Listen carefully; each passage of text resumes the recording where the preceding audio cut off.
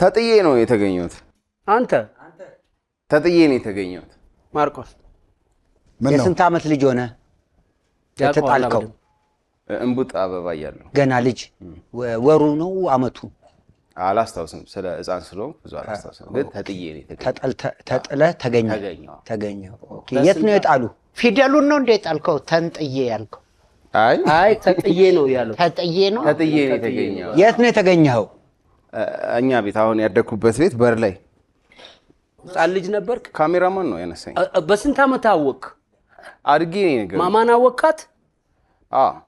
ምክንያቷን ጠየቅ። ማን ያነሳ? ሰማህ አይደለ? ማን ያነሳ?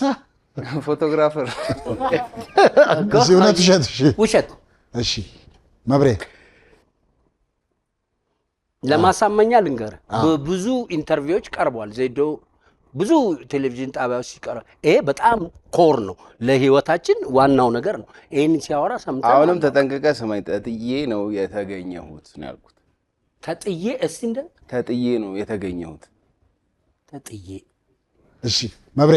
እሺ ዝምተኛ እኮ ስለሆንኩ ችግር የለውም። አይ ተጫወት። የጨዋታው ላይ ዝምታ መስበር አለብህ። ጠይቀው። ስለዚህ ውሸት ማለት ነው።